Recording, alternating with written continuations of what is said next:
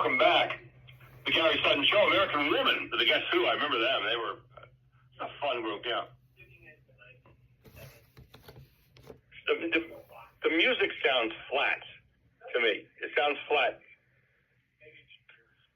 Could be, I suppose, but I hear things very carefully when it comes to music. My sister, by the way, has perfect pitch. She's listening to the show this morning down, I think, in Fredericksburg, Virginia, and she has perfect pitch. So if something is the slightest bit off, it's, yeah.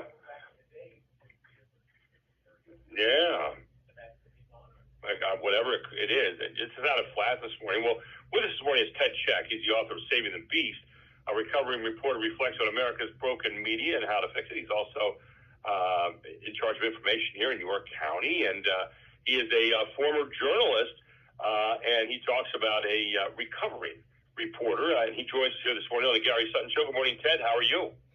Hey, Gary, I'm doing okay. I mean, in the wake of Charlie Kirk's death, I could be doing better, but I'm here. Well, you know, I'm of the thought, and I'm very sad about that. I'm sad, but I don't, and I was talking a moment ago, I don't take these things to the general level of everybody in the country is responsible, all a side is responsible, all this kind of thing. I look at various things and I say, okay, here is a person or persons, maybe, who are responsible for killing someone, and I hope we get to the bottom of it and find out who they were and why they would do such a despicable, horrible thing. Right. And I'm very sad for him, dying. He was a guy who was expressing his opinion, getting involved with people in conversations around the country on very sensitive things, and also a father, a husband, right. Father of two. So I'm sad about all those things, but I've got to tell you, I mean, I didn't know Charlie Kirk. I'm sad for his death. I'm sad for what happened, but my life moves on, and that's what has to happen. I mean, your life moves on, and you continue to do things, and it's just I worry sometimes that maybe I sound like I'm being cold in this. I'm not, but I don't connect it all together with everything, and I don't, I'm anxious to see what the investigation turns up, put it that way, in the long run. So I'm looking at it, I guess, as that's part of what I've got to do during the day, and I think it's horrible. I don't know if it has any larger scope. So I'm left with a lot of questions, which means I'm not. I'm just kind of waiting. So that was a kind of a rambling there, but that's kind of where my head's at right now. That whole thing. Your thoughts? Well, as a former member of the media, I'm looking at it. I mean, in several ways, but what I want to focus on, is the media's how the media covered this, and I want to couch this by saying that I'm not saying that all mainstream media covered it this way, but there were some that covered it in a very shameful and reprehensible way, and that I'd say the most egregious was MSNBC. Some of your audience might have heard that MSNBC analyst Matthew Dowd has been fired. He was on with the host Katie Chor, and so he was fired, and MSNBC issued an apology.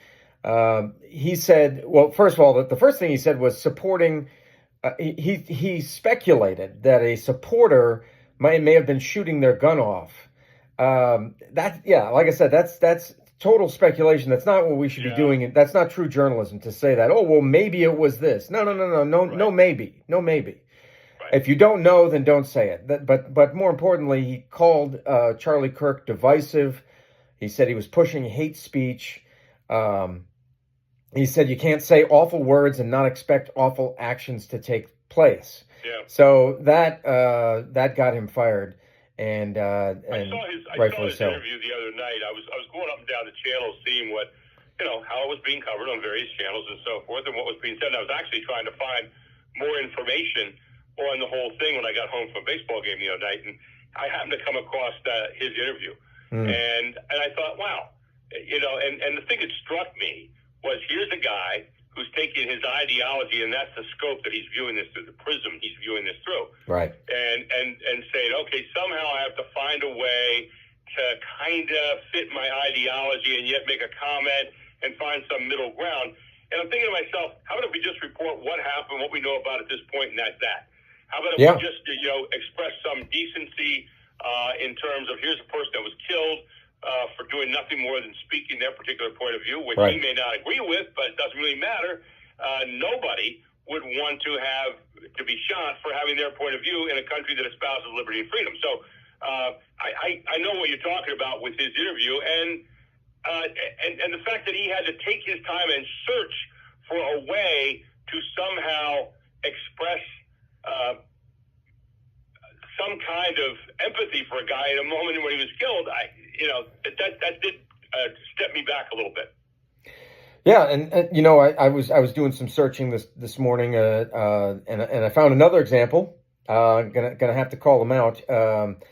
CBS host Nate Burleson appeared to, I'll couch it this way, he appeared to blame Republicans. He had somebody on his show, and he said, "Is this a moment for your party to reflect on political violence?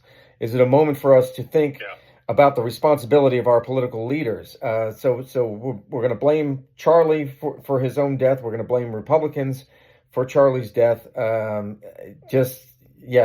don't know what else to say except for shameful and reprehensible. It's not journalism. It's not true journalism. I will go back to this, and I agree with you. But I think it's time for all Americans to just kind of just step back a little bit if we apply anything from this moment, and to say, are we trying to get solutions here? Or are we trying to just win? Are we trying to win and somebody else has to lose? I thought the idea of our country was to be able to have a conversation, to be able to debate, to be able to listen to somebody else's point of view, as unpopular it might be with us, and then also to be able to talk. And then at the end of the day, be able to say, okay, hey, I'm glad we had the conversation. I'm glad we had the debate.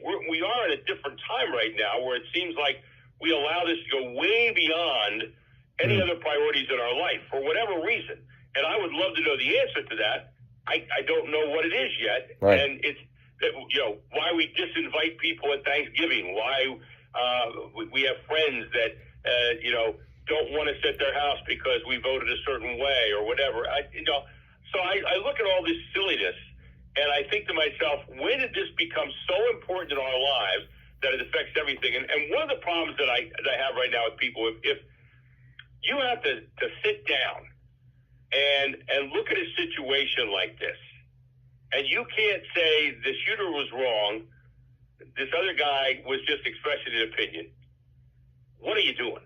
If you have to sit down and right away construct something that includes politics, that includes all kinds of things that support your side, whoever you are, right, left, I'm not talking about any one side, I'm talking about everybody. Mm-hmm. If you have to sit down and look at this through a prism of, well, and I'm saying you in general, not you. Yeah, no, I got it. Rhetorically. Then take a little stock of yourself. Step away and decide what kind of human being you are. Because everybody goes into right away, pro-Trump, anti-Trump, all that kind of crap. To me, that has nothing to do with this. That what this is a crime that was committed by somebody, a deranged person or persons, some really sick people that were twisted. There may be larger stories out of this, but we don't know what those stories are yet. Right. So I'm not even a journalist, and I'm sitting back going, this morning, I was going to talk about one story. I said, no, that wouldn't be right because it's just stuff. So you stay away from it until it's put into some kind of order for us and some kind of perspective. And this idea of people politicizing this right away makes me sick to my stomach. That part, I think, is wrong. And I see way too much of that with people. And people will try to stick just a little bit in there. Well, he deserves this kind of, evil talk gets evil reactions, and somehow rationalize that. It's okay, if you're doing that, get a life. Get a life. That would be my thought. Well, we've become, it appears, so polarized as a nation. It's either you're for one thing or you're for another, and never the twain shall meet. People retreat to their own echo chambers. Whatever you believe in, you go to those websites or those cable stations or those newspapers to get it repeated back to you, and then you feel better about yourself.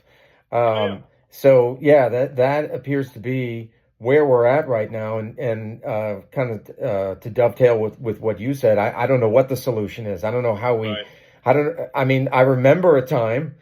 I'm 55 years old. I remember a time when it wasn't like that. So Right. I figure if it that I think we can get back to that. If we've been there before, where there's where you can be reasonable and listen to each other and understand each other, and you can agree to disagree and still respect each other. We had that before. We can get it again. Well, and that's when we used to listen to each other. Okay. Yeah. When we used to listen to each other. Now we're texting each other. We're doing all kinds of things on social media. I blame social media to a degree. I really do. And that's not just me being older. I really look at that and I think that is not a conversation. A conversation is when two people are standing across from each other, talking, listening, debating, raising the conversation to another level, listening to what the other person has to say, and really trying to know. You want to know how we cure some of this? We go to the places where people are speaking about these things that might be unpopular to us, that we may not agree with, and listen to what they have to say. And then, once you've heard that, then react in an appropriate way. Get into a conversation with people. Don't be afraid to talk to people. But the problem is, we don't know how to do that as well anymore. I'm not saying we don't do it at all in our country, but we don't do it as well. Right. And I think normal people can converse about anything. You go to politics, it's like the guy crawls in the car behind the steering wheel and grows fur, becomes a werewolf, because we politics has done that to us for whatever reason. And we don't do well politically talking with each other right now as a whole. Not saying that, and no one does it, but as a whole, as a general sense right here, we don't do as well conversing with each other and listening with each other. We talk at each other. We spit out our little thing that we have from our side. The memo got sent to us, and we spit it out, and then we wait for them to say something so we can say something again, but we're not hearing a word they say. And that's the problem. Yeah, and you place some of the blame on social media, and I would place some of the blame on mainstream media.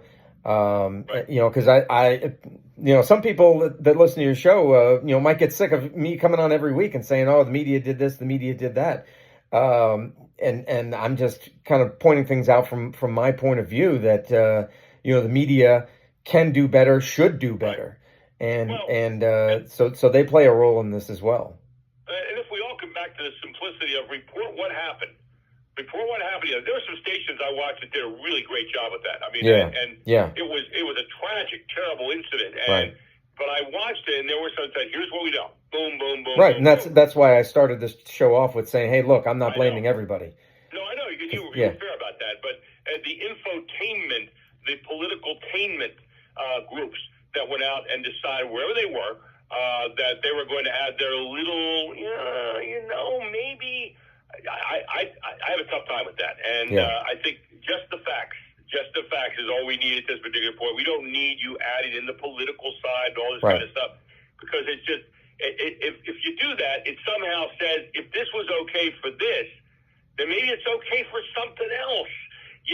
Maybe. And I'm seeing right now a lot of senators and representatives in Congress are canceling events because they're worried to death about this kind of attitude. So they're extrapolating now that right to the political thing already, and But an interesting segment this morning, Ted. Now you brought up a very, very good thing here. I hope you will read your book, "Saving the Beast: A Recovery Report and Reflects on America's Broken Media and How to Fix It." It's right there at Amazon. You can pick it up. It's a really good book to read. I've read it myself, and you'll love it. But Ted, always good to have you on a Friday morning. Never ever feel bad about bringing up some of the issues, because that's what we're allowed to do in America, last I checked, okay? Right. Well, thank you, Gary. Thank you again for having me on. I really appreciate it.